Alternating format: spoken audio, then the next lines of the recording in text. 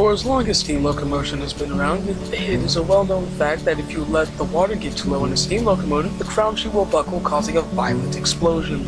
There's been multiple examples of this, including Gettysburg 1275 and CNL 3020, but not that often do we hear about this happening to an engine and it being salvaged, let alone slated for preservation.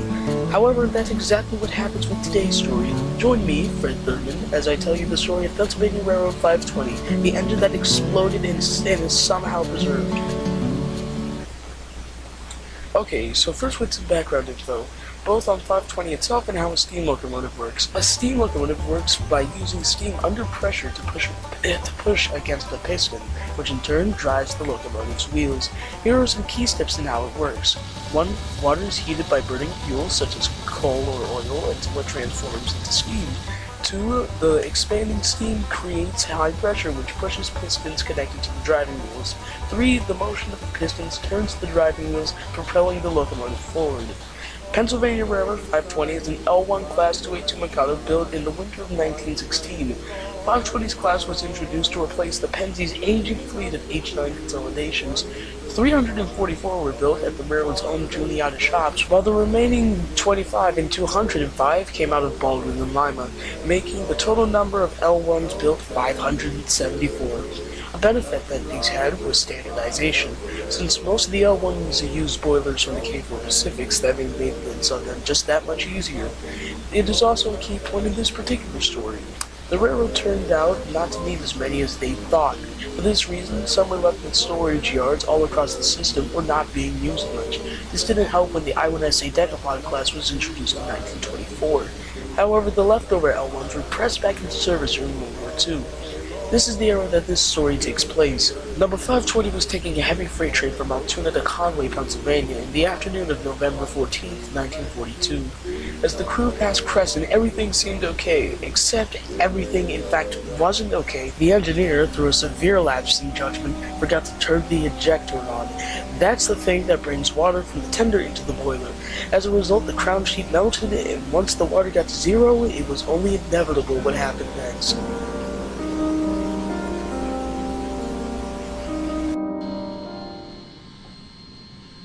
Hey, don't you think the water's a bit low?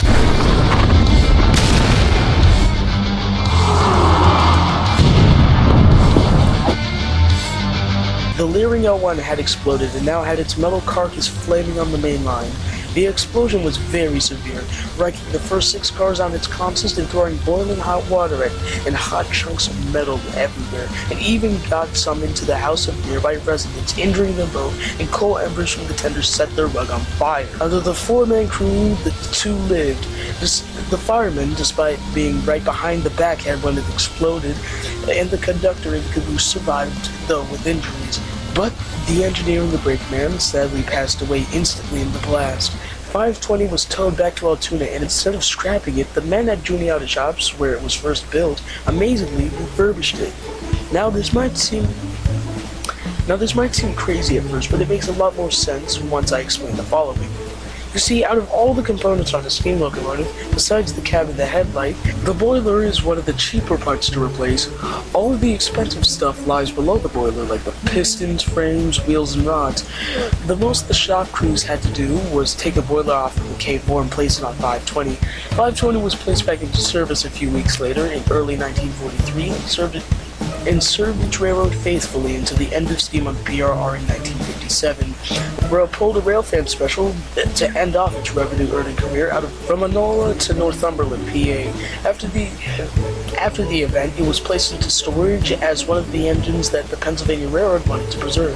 In 1979, 520 was moved to the Pennsylvania Railroad Museum for display at Strasburg after being donated from the Penn Central, the successor of the Penske. Today, 520 stands as an outside display at the museum in what appears to be a pretty shoddy condition. I and many other rail fans do hope that the museum can at least cosmetically restore the thing, but for now we can only hope. However, even if this thing disintegrates into dust in the near future, at least its story is still known thanks to this video and a few others across YouTube. As well as the Wikipedia article I got some of the info for this one from. This is Fred signing off, and thanks for watching.